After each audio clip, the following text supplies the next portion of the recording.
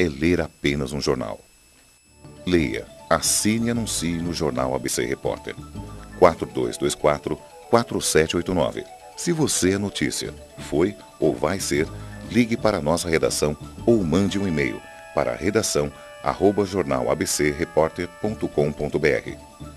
ABC Repórter, o diário.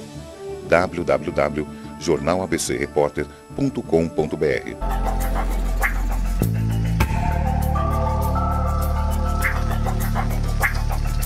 Olá pessoal, bem-vindos ao Enigmas. Você está entrando em um programa onde o normal aqui é ser diferente.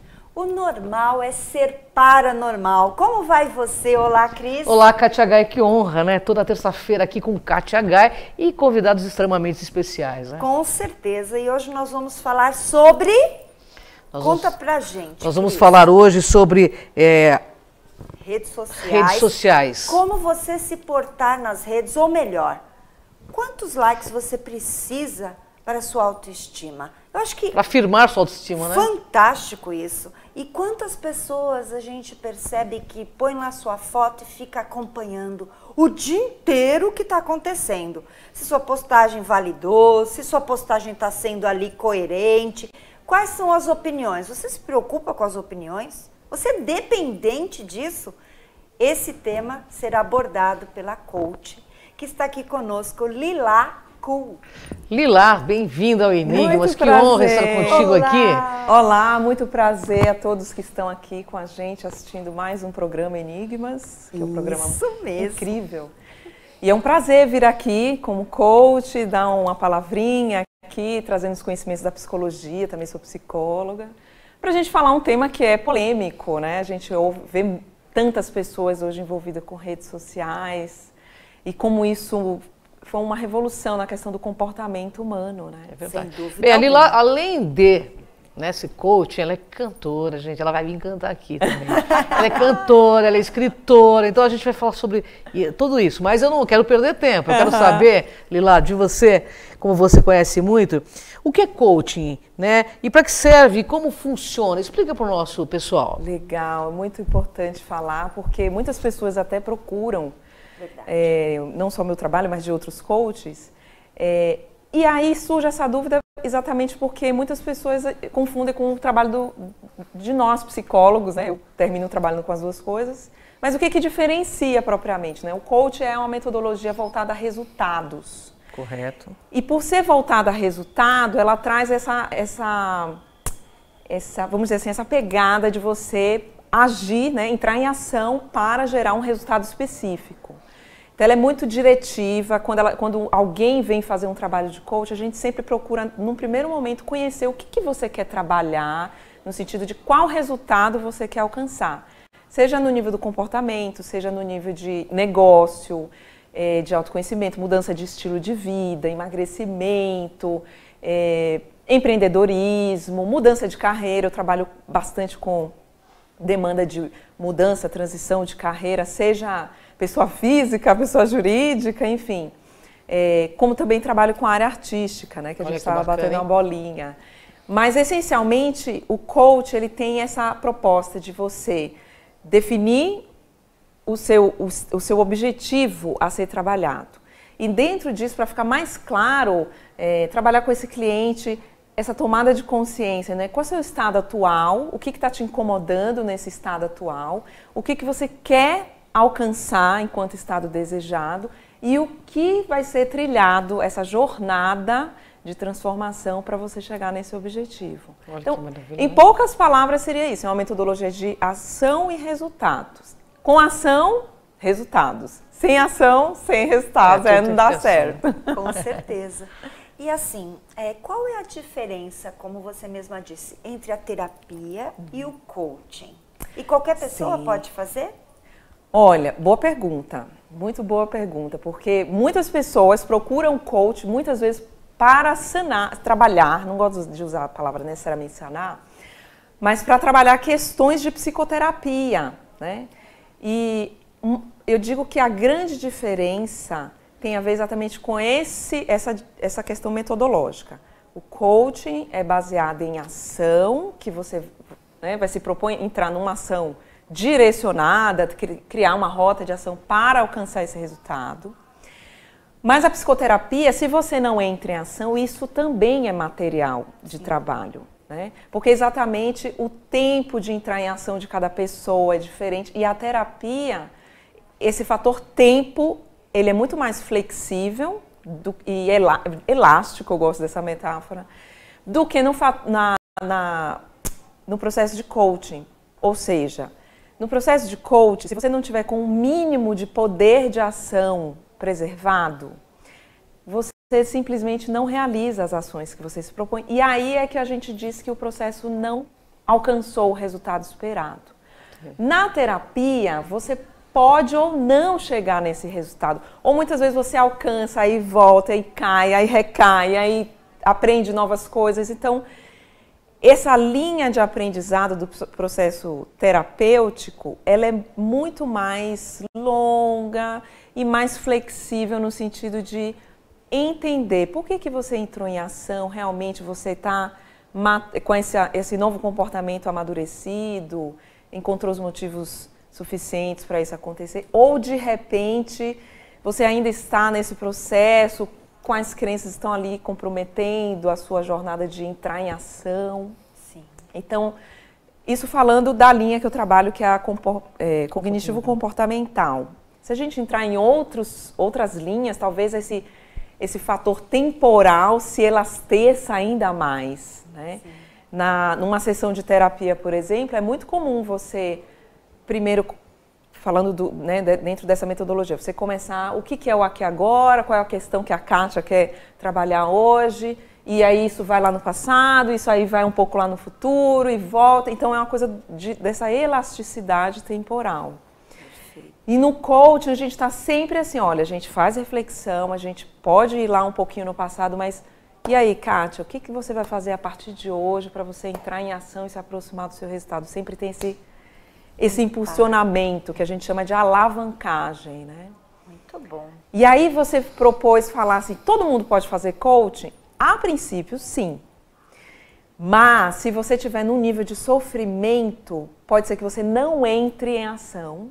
Entendi. E já aconteceu clientes que visivelmente era uma demanda mais de psicoterapia, eu sinalizar, olha, isso aqui é um trabalho mais no médio e longo prazo. E a pessoa insistir muito e no meio do processo eu sinalizar e ela realmente reconhecer que precisava fazer a psicoterapia, porque ela não estava minimamente pronta para o coaching, preparada para fazer o coaching. Agora eu quero ter uma pergunta que eu quero fazer, que é para a gente entrar num tema das redes sociais, que isso interessa você aí, né? Que fica plugadinho 24 horas por dia. Eu conheço um monte de gente viciado em rede social, né? É verdade. Primeiro, como saber se você está viciado numa rede social? E por que a pessoa necessita tanto, de tantos views, para ficar feliz, né?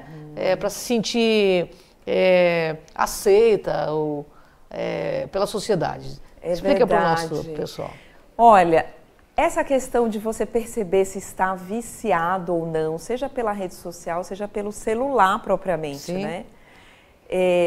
Tem alguns comportamentos, né, e manifestações do nosso corpo, das nossas emoções, que sinalizam para a gente prestar atenção mesmo, né?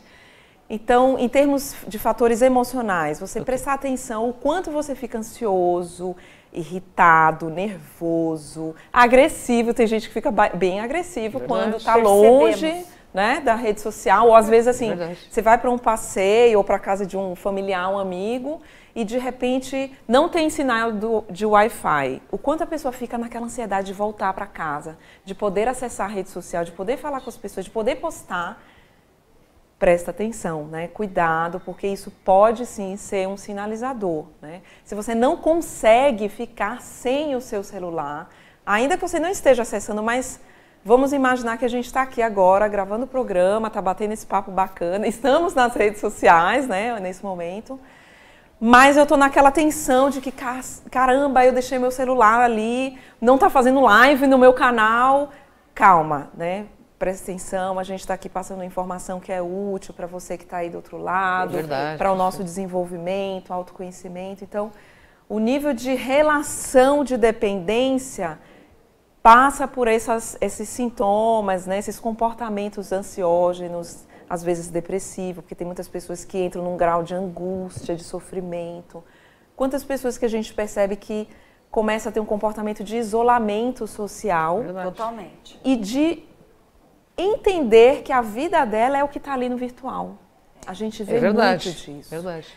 Então, você tem desde graus leves, né, desses componentes ansiógenos, desse fator da angústia, da tristeza, como casos mais graves, né, de processos dissociativos, da pessoa realmente perder completamente a noção da realidade. Então, é algo que a gente precisa, assim, falar, se preocupar, né, do como a gente está se relacionando com algo que sim, tem coisas muito positivas, que é o quanto as redes sociais facilitam o nosso dia a dia, não só a rede social, mas os smartphones, de um modo geral, substitui o computador, uma agenda, né? Facilita você levar ali num pequeno aparelho uma série de ferramentas, mas a gente entender que é uma ferramenta, né? Verdade. E não que é uma vida, ou que é um parceiro, ou, enfim, como muitas vezes a gente extrapola a relação com um pet. Por exemplo, de entender, meu filho, minha filha. Não, ele é um pet, é um animalzinho que a gente tem muito amor. Assim, é um aparelho, uma ferramenta de trabalho que nos coloca em conexão com outras pessoas, grupos, Cada coisa no seu lugar, né? Cada coisa no seu lugar. Porque realmente a gente percebe hoje no nosso dia a dia, você pega o metrô, tá todo mundo com o nariz enfiado no seu celular ou ouvindo uma música e tá dançando esquecendo que está em público. Tudo bem, eu acho super legal a pessoa ser feliz, eu também sou, mas não precisa fazer isso desta forma. E você percebe também as pessoas o tempo todo alienadas, né? Andando na rua, bate no poste, bate em você. Eu já vi várias vezes. O carro. Acidentes automobilísticos. Isso é um vício. Para mim, já está dentro de um vício. Se a gente falar de questões psicológicas envolvidas, por exemplo, quando você acomete um acidente por conta do uso do celular durante a direção, né, você realmente está ali comprometendo o seu foco atencional e a segurança das pessoas que estão ali com você. Sem dúvida. Né? Então, é um dos aspectos abordados, sem falar dessas questões que a gente abordou aqui antes, de ansiedade, tristeza. Crianças, quanto tempo pode ficar no celular no máximo? Olha, eu sou um pouco radical nesse ponto, porque eu acho que você deve sempre priorizar as atividades vivenciais. Sem dúvida. Com outras crianças, com adultos, né? O mínimo que você puder deixar, ok. Mas negocie ao longo do seu dia quantos minutinhos, se é 5, se é 10, se é 20. Mas assim, realmente o quanto menos, melhor. Para ela experienciar a vida real. Bom, você está gostando, né? Eu estou adorando, né? Porque, afinal de contas, isso... Autoconhecimento libertador. A gente vai para um rápido intervalo, mas fica plugadinho aí. Fica aqui com a gente.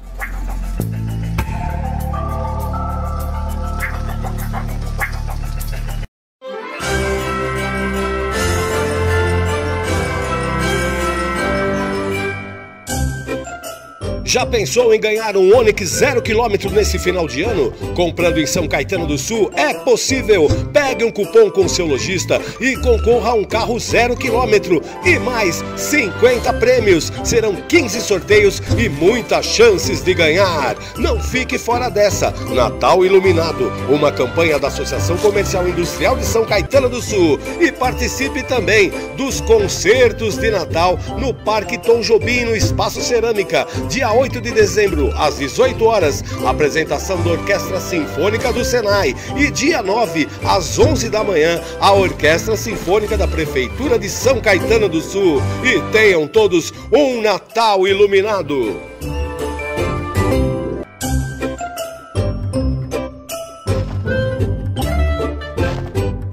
Sejam bem-vindos ao Espiazo Buffet, trabalhando com os seus sonhos, realizando as festas de casamentos, debutantes, eventos corporativos, formaturas e muito mais, com a parceria de DJs, decoradores e a opção do melhor cardápio, doces finos, bolos, massas, salgados, refrigerantes e cervejas.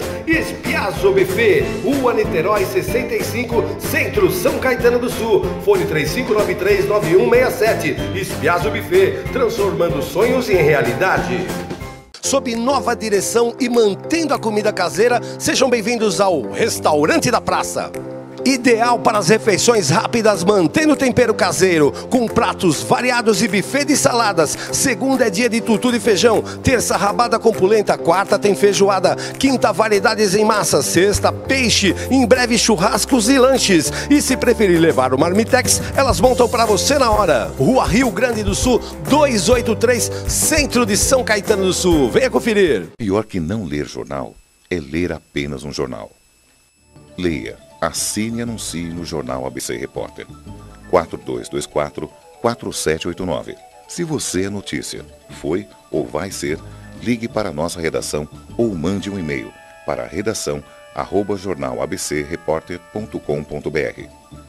ABC Repórter, o diário.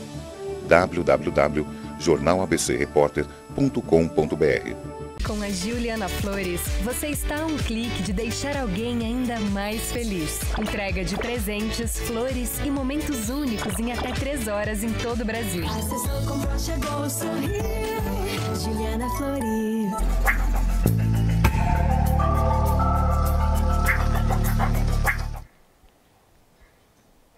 Voltamos com o programa Enigmas e eu quero passar para vocês uma informação importante. Você que nos acompanha aqui pela TV Grande ABC, nós temos o Natal Iluminado Assisques 2018, sendo que tem 51 prêmios, Olha. um carro Onix 0 km.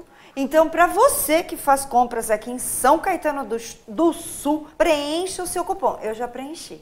E participe nos dias 8/12, às 18 horas, terá a orquestra do Senai.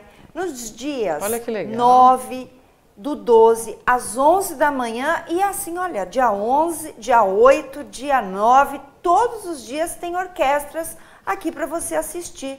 Então, no espaço, sabe aonde? Do ladinho ali do Shopping São Caetano, no Parque Tom Jobim, lá no Espaço Cerâmica. Fiquei sabendo o nome do parque, eu não sabia. Olha, Tom Jobim, hein? Bacana, hein? Aí, pessoal, preenche lá, vamos concorrer, né? Vamos preencher. Quem não arrisca, não petisca, Mas tem que né? comprar, né? É, tem que comprar. Eu compro aqui em São Caetano, então tá tudo certo.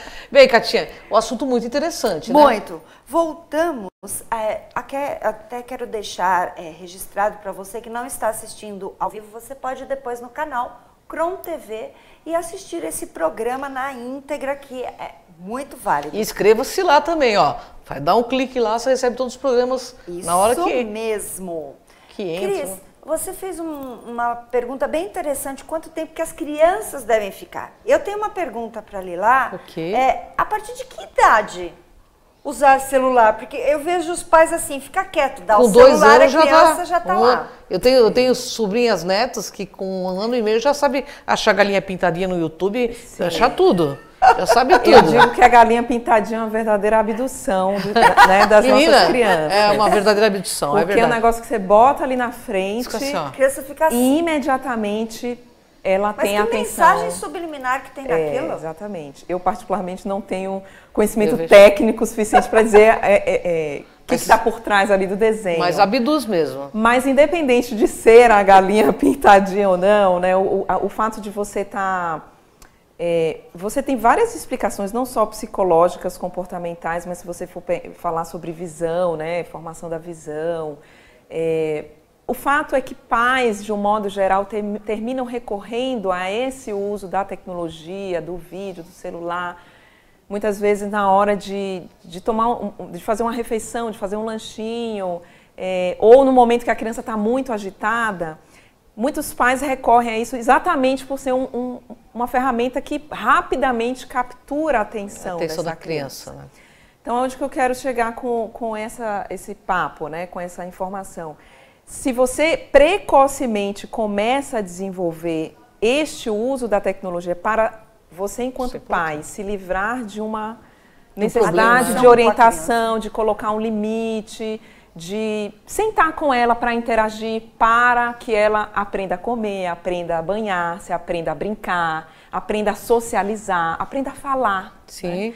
você está exatamente...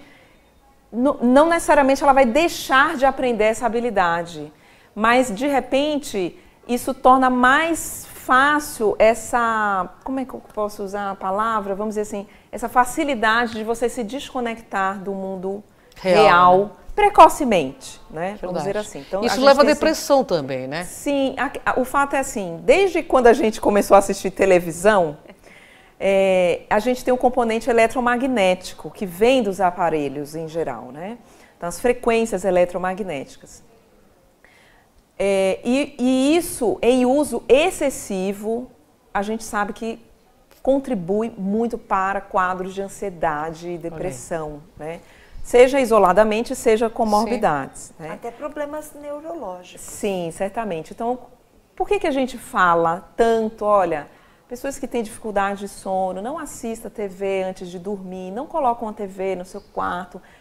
Cria um ritual de desacelerar, exatamente porque essas ondas que vêm tanto de um aparelho celular, tanto de um tablet, de uma televisão, elas exatamente acionam o nosso cérebro, dizendo que a gente ainda está em dia, que a gente ainda está em processo de atividade, né? Os sinais que vêm desses aparelhos fazem isso. Então, por que não usar precocemente com crianças, né, bebezinhos? A gente tem que ter esse cuidado da quantidade de uso. Né?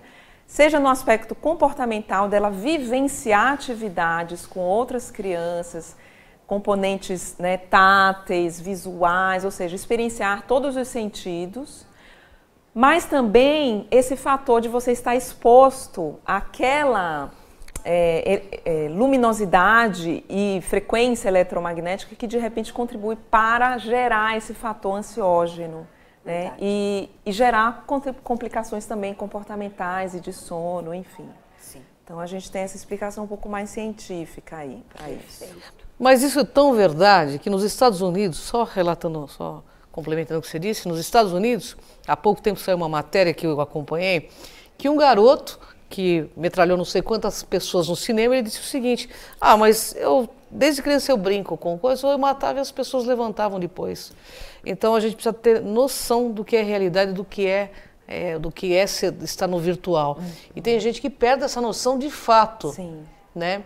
É que nem a questão dos pokémons na Paulista que eu estou te contando, um marmanjo barbado brincando, caçando Pokémon, né? Mas eu vi na Paulista, Bom, mas eu tenho uma pergunta para ela importantíssima aqui, Catinha, peraí. Vamos lá.